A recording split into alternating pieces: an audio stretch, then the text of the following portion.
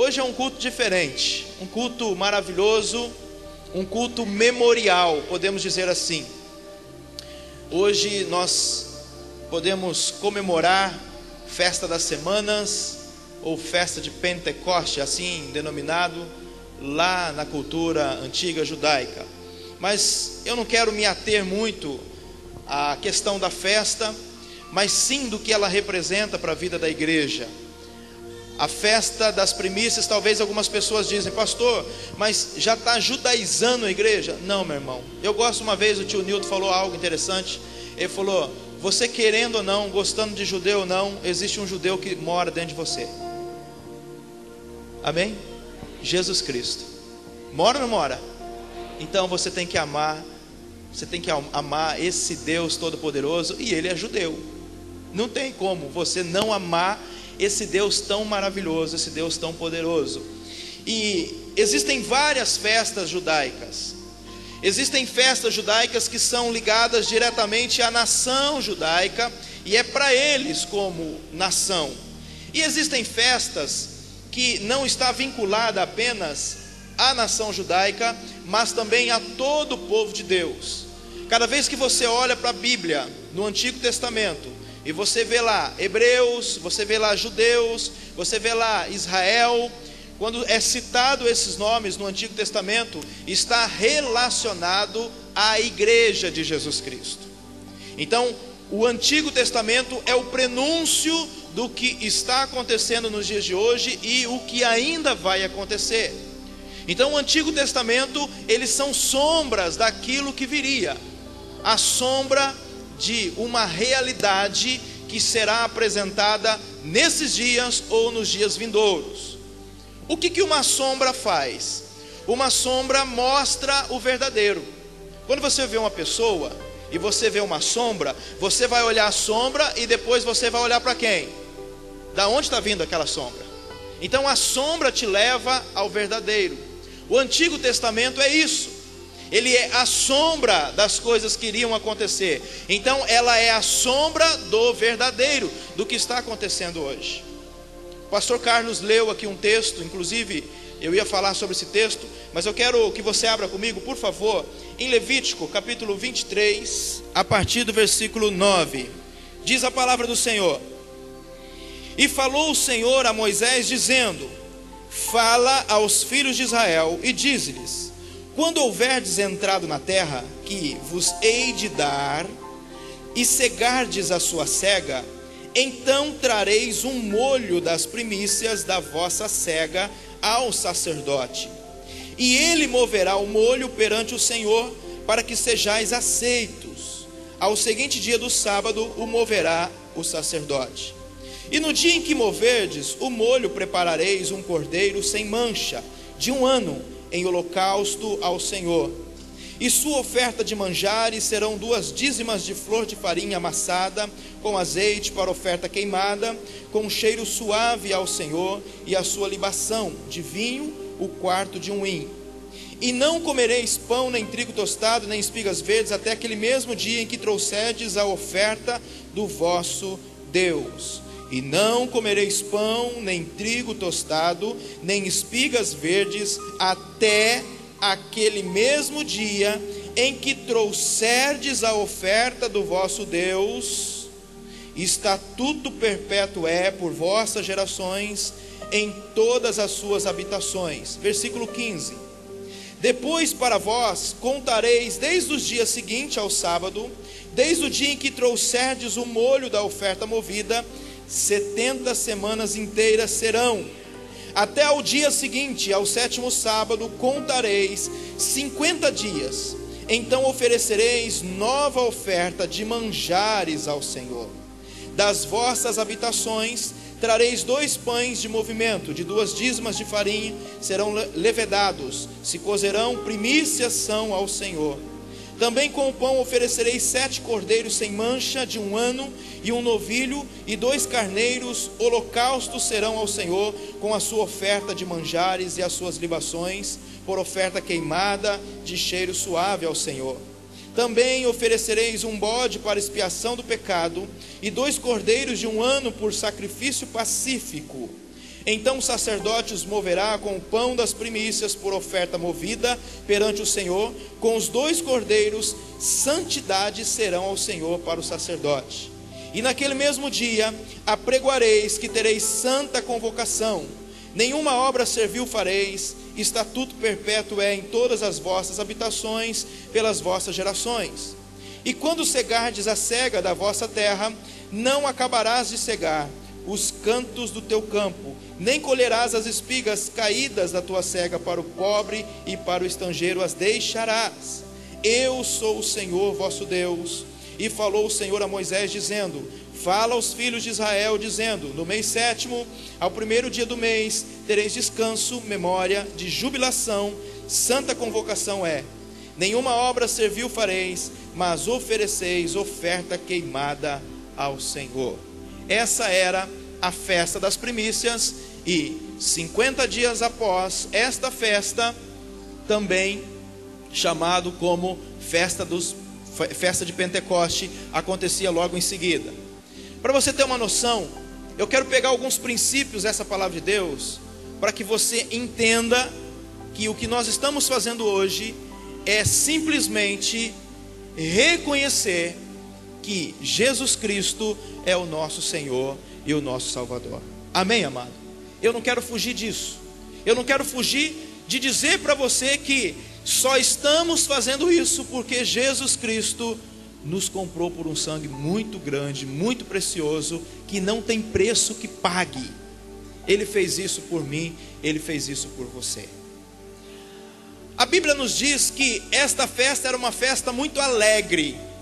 Era uma festa muito alegre, uma festa de celebração, uma festa de alegria.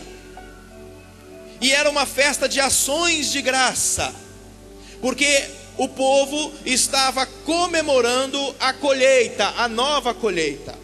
Na Páscoa, eles colocavam um cordeiro, matavam um cordeiro. Na festa das semanas, eles traziam os primeiros grãos da terra e colocavam no altar. E a festa dos tabernáculos, eles pegavam os primeiros frutos. Repete comigo: Páscoa, cordeiro. Festa das semanas, os primeiros grãos. E festa dos tabernáculos, os primeiros frutos. Então são 3 festas com 3 simbologias diferentes, com 3 coisas totalmente diferentes. A Bíblia diz que a Páscoa já se cumpriu. Quem crê que a Páscoa já se cumpriu aqui? Quem é a nossa Páscoa? Quem é o cordeiro que foi morto e imolado na... Jesus Cristo. Diga para o teu irmão: Jesus Cristo é a nossa Páscoa. Então eles comemoravam a Páscoa, e a Páscoa não é feita de coelhinho, de chocolate. A Páscoa representa Jesus Cristo, que tirou o pecado do mundo, esse Cordeiro de Deus que tirou o pecado do mundo. Na Páscoa nós não comemoramos chocolate, na Páscoa nós comemoramos a ressurreição de Jesus Cristo. Amém, meu irmão? Você pertence à fé? Fala para o teu irmão assim: meu irmão, você tem que ser alegre. Jesus Cristo ressuscitou, aleluia! Que coisa interessante! Nós comemoramos a Páscoa na conferência apostólica.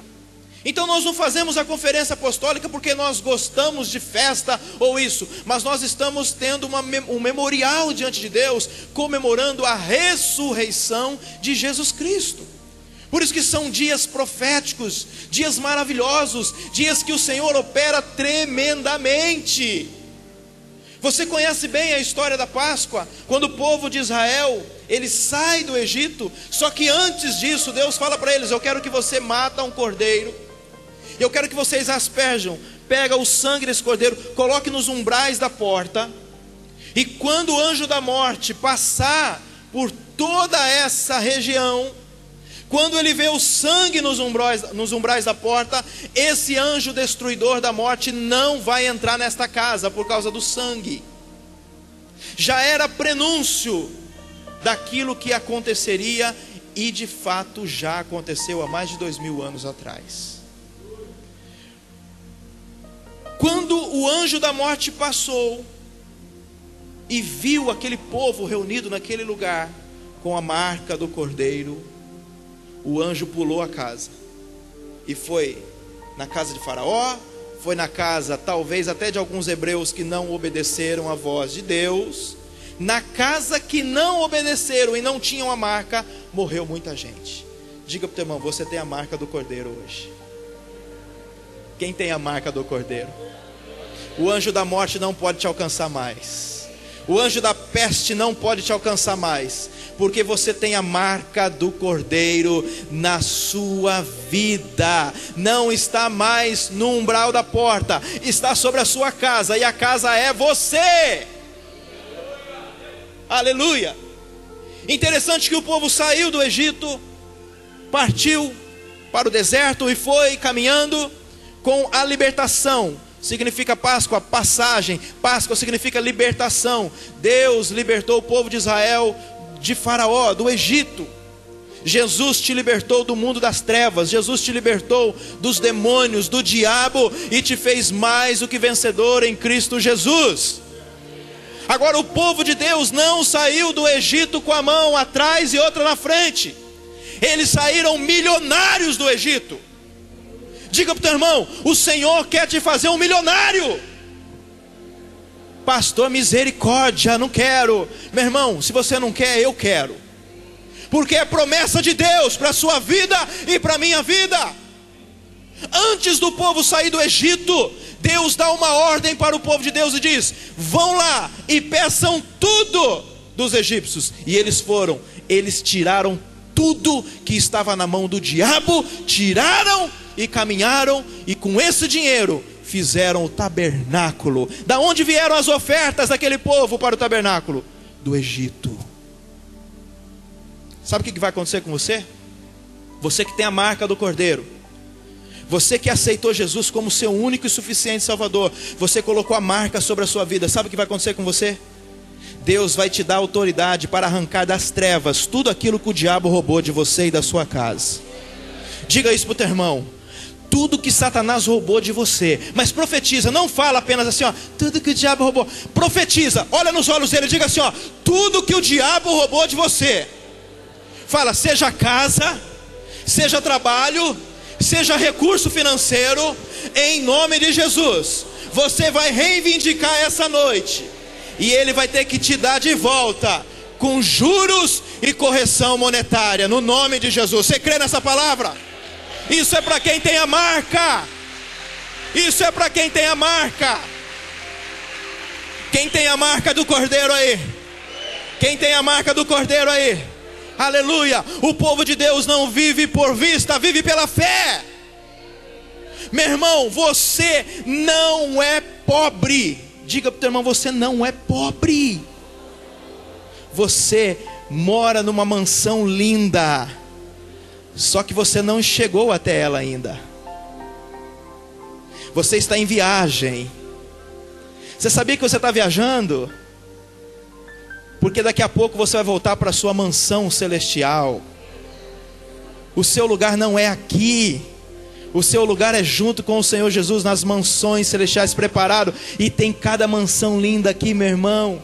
Você está numa viagem linda para poder governar, para poder ser peregrino na terra por enquanto, mas para viver as promessas de Deus.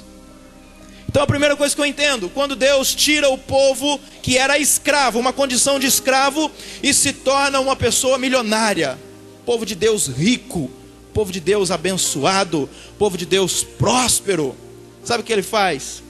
Não vai faltar recurso para a sua vida, não vai faltar dinheiro no seu bolso, não vai faltar dinheiro na sua conta.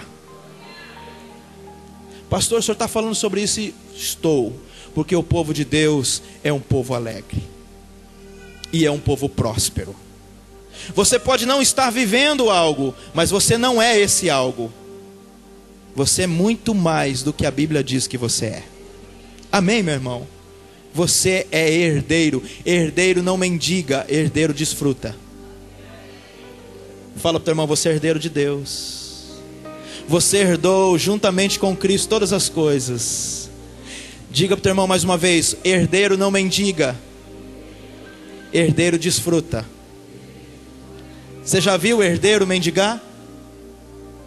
Você é herdeiro de Deus. Você é co-herdeiro com Cristo Jesus sobre todas as coisas. Você é o povo de Deus. 50 dias depois desse acontecido, e Deus dá uma ordem dizendo: quando vocês entrarem na terra que eu dei, e essa terra mana leite e mel, quando vocês entrarem nesta terra que eu abri a porta para vocês, em outras palavras, quando vocês entrarem neste trabalho que eu estou abrindo, de gerente, de diretor, de superintendente, de empresário, aleluia, eu estou liberando palavra profética sobre você. Quando você entrar nessa terra que eu abri a porta, porque é eu que direciono a minha igreja, diz o Senhor. Eu direciono a sua vida. Não é você que direciona a sua vida, eu direciono a sua vida, diz o Senhor. Eu vou abrir portas para vocês, portas fantásticas, portas tremendas. E quando você entrar nesta terra que eu te dar, eu estou trazendo para você o Antigo Testamento para a realidade. Quando você entrar nesta porta, quando você for um empresário de sucesso, quando você começar a ter um emprego, a Bíblia diz: traga os primeiros grãos desta terra que eu te dei. A primícia é uma coisa interessante na palavra de Deus. Pastor, isso é lei. Não é lei, e eu provo para você. Gênesis capítulo 4, abra comigo em Gênesis capítulo 4, por favor. Gênesis capítulo 4.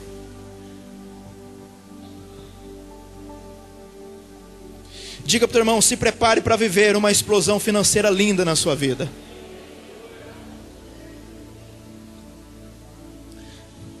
Tem irmãos que vai dobrar de faturamento aqui. Até o final desse ano Deus vai mudar a tua história financeira, porque isso é bênção de Deus. A Bíblia diz: prosperidade é dádiva, prosperidade é presente, prosperidade é bênção de Deus para a sua vida. Mas você precisa entender, a andar como cristão, como herdeiro. Antes de eu ler esse texto, esses dias um príncipe veio aqui no Brasil. Quem lembra da história? Foi lá no Rio de Janeiro. Ele chegou no restaurante, ele abriu o cardápio, o menu. Você acha que ele ficou olhando o preço para comer? Ou acha que ele quis comer aquilo que ele quis comer? Diga para o teu irmão, o que você acha que aconteceu lá? Quando ele abriu o cardápio num restaurante requinte, num restaurante maravilhoso, ele abriu o seu cardápio, e aí ele estava com vontade de comer certas coisas. Ele olhou o preço ou ele olhou a comida que ele queria comer? Por quê? Porque ele é príncipe. Porque ele vive num reino, e a cultura do reino é diferente. Ele é príncipe. E eu tenho uma boa notícia para te dar: você é rei. Você é rei. Você tem herança. Meu irmão, sair do Egito é fácil. Às vezes, tirar o Egito da pessoa que é difícil. Você não vive mais a vida que vivia no passado. Você vive uma nova vida em Cristo Jesus a partir de hoje. Aquilo que não deu certo no passado não significa que não vai dar certo hoje e amanhã, porque Deus tem o melhor para derramar sobre a sua casa. Você é herdeiro de Deus, você é co-herdeiro com Cristo, você vive no reino, você é rei sacerdote.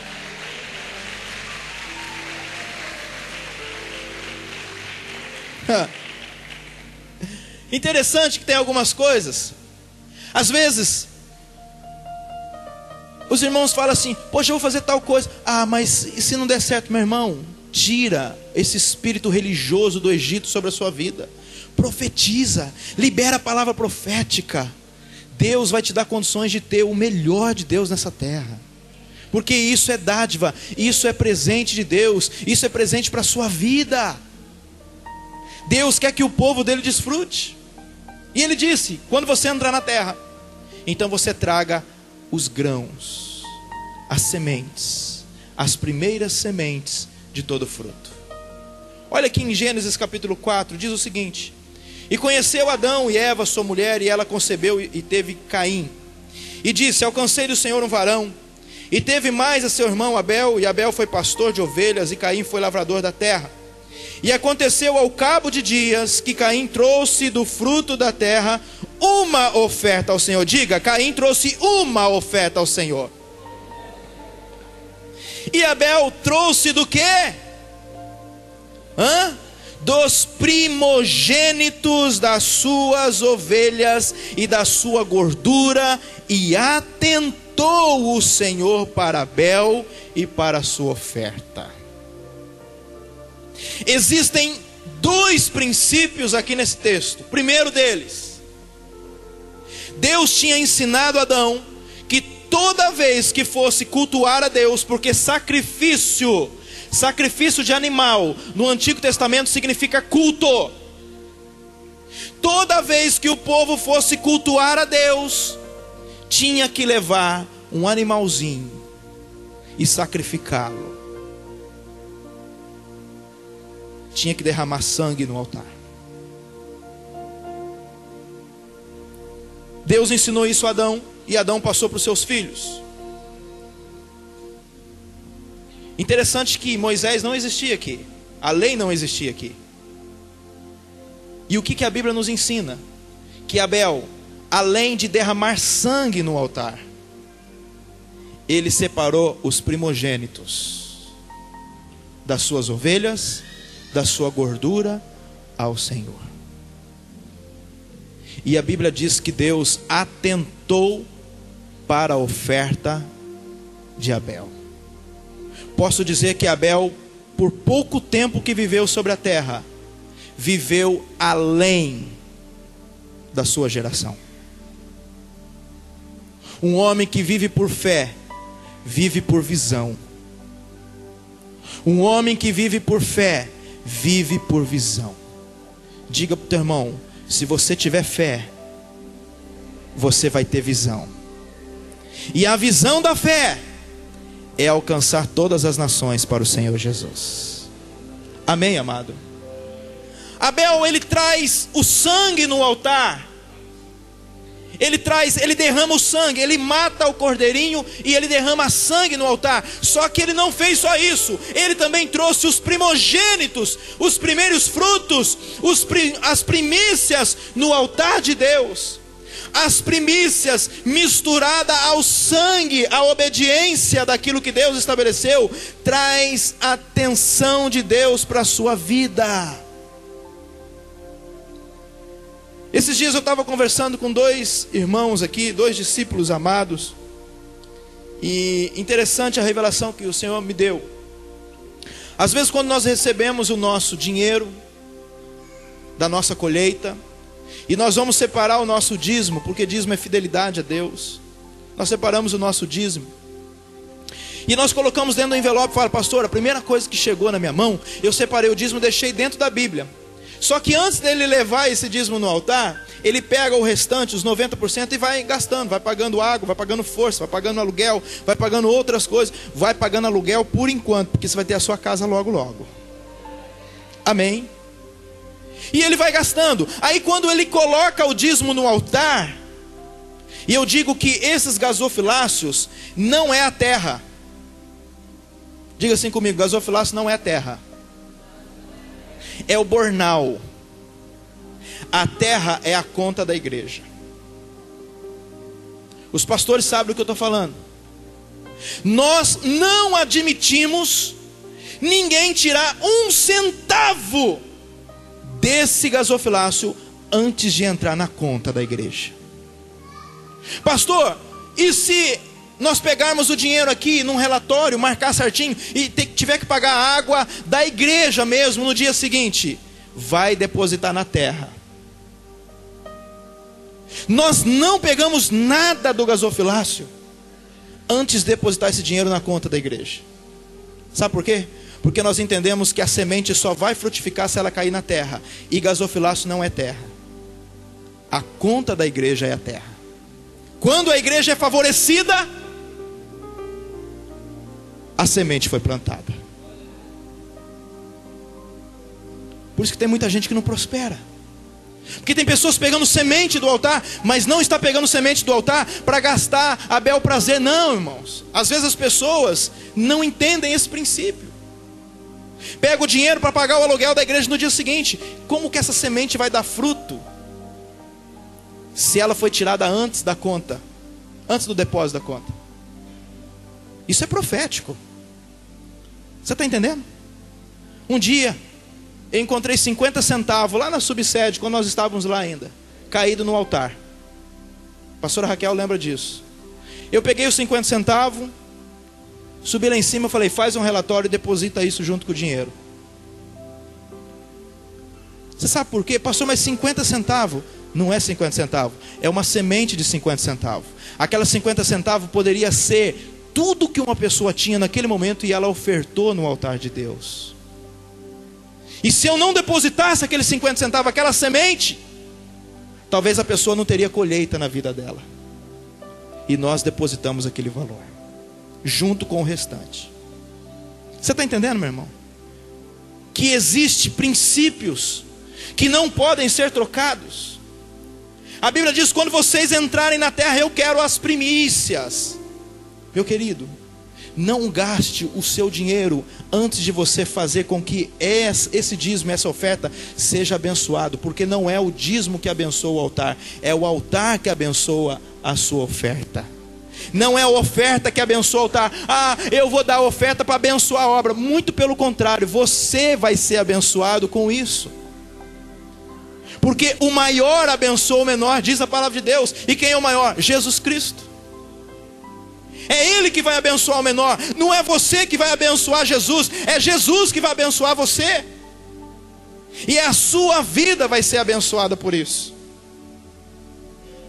Interessante que esse povo colocava, meu irmão, eles eram muito disciplinados nisso. O que é de Deus é de Deus. O que é seu é seu. O que é do governo é do governo. E quando eles colocaram aquilo na terra, a semente na terra, Deus abençoou todo o restante da colheita. Eu quero declarar algo sobre a sua vida essa noite. Deus vai liberar uma unção extraordinária de abundância sobre a sua casa, sobre a sua família, sobre os seus negócios. Quem quer que Deus olhe para as suas finanças aqui? Levanta a sua mão bem alto.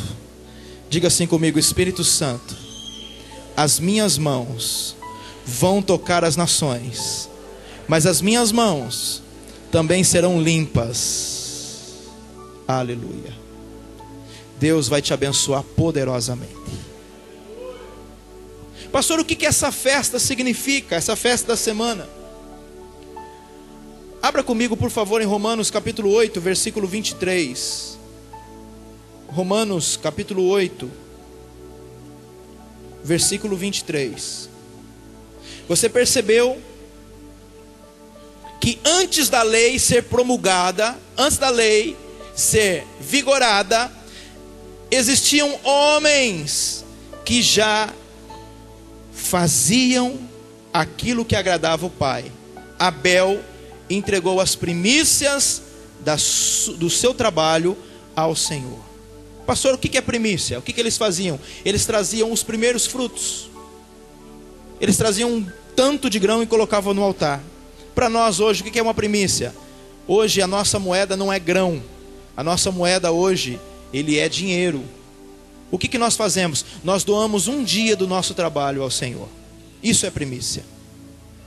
Nós pegamos o nosso recurso. Se nós ganhamos R$1.000, nós dividimos isso por 30 ou 31 dias, conforme o mês, e nós colocamos no altar de Deus. Isso é, estou colocando um dia do meu trabalho como primícia no altar de Deus. Algumas pessoas falam que essa primícia era dada ao sacerdote. A Bíblia está dizendo que essa primícia era para o sacerdote. Só que é interessante ressaltar para você que hoje todos nós somos reis e sacerdotes. Então a primícia não é dada a uma pessoa hoje. A primícia tem que ser dada ao reino de Deus, ao sacerdócio de Deus, não a uma pessoa isolada. Porque você é rei e você é sacerdote. Amém, amado? Naquela época eles levavam ao sacerdote. Naquela época todas as primícias, todo dia de trabalho, colocava aos pés do sacerdote, e os sacerdotes comiam daquela oferta. Os sacerdotes eram supridos por aquela oferta, a família dele.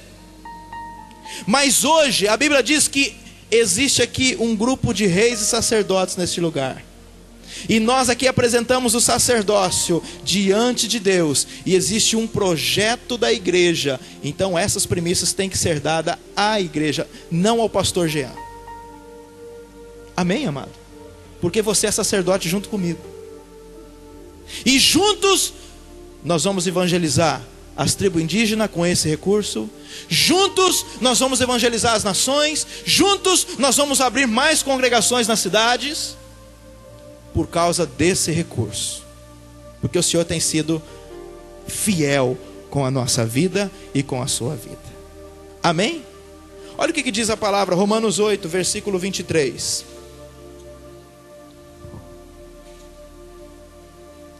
Então, não só ela, mas nós mesmos, que temos o quê? As primícias do Espírito, também gememos em nós mesmos, esperando a adoção, a saber, a redenção do nosso corpo. Você é a primícia do Espírito.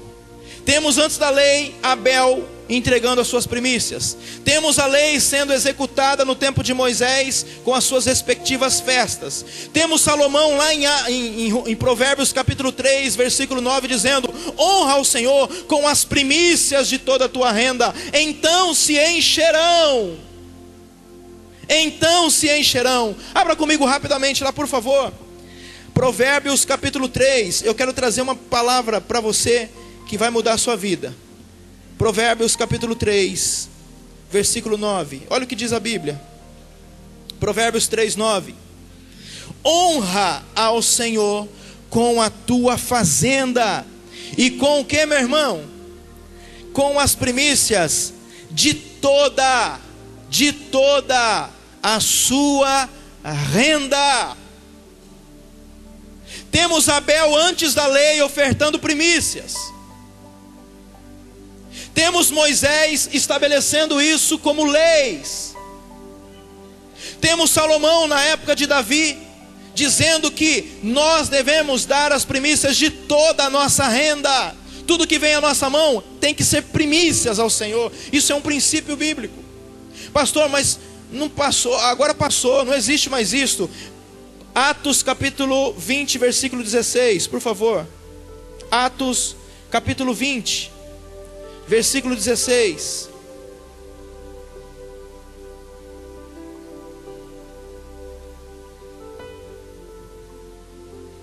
Amém?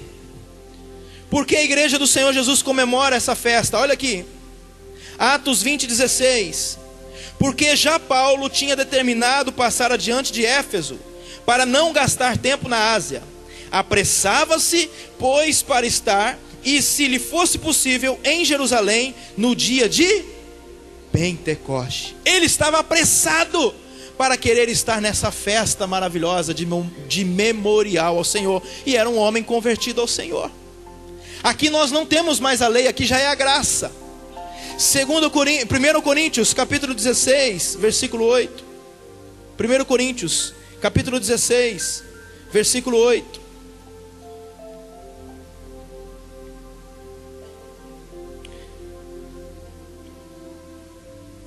Ele diz: ficarei, porém, em Éfeso até ao Pentecostes, porque uma porta grande e eficaz me abriu. Porque uma porta grande e eficaz me abriu. Sabe o que eu entendo aqui? que quando nós celebramos aquilo que agrada a Deus, portas grandes se abrem. Fala para o teu irmão: portas grandes vão se abrir para você e para a sua vida. Quem recebe isso no nome de Jesus? Quando nós reconhecemos, quando nós comemoramos aquilo que agrada a Deus, quando nós cumprimos a palavra, quando nós obedecemos a palavra, portas grandes se abrem. E eu quero determinar que até o final do ano, portas grandes vão se abrir para você, e para a sua casa, e para a sua família.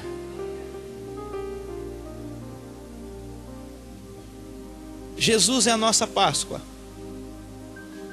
50 dias depois, se você ler Atos 2, e eu quero fechar essa mensagem aqui. Atos capítulo 2, versículo 1.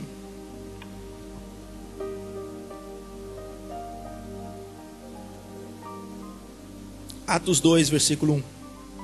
Diz assim: cumprindo-se o dia de Pentecostes, estavam todos reunidos no mesmo lugar, como você está. E de repente,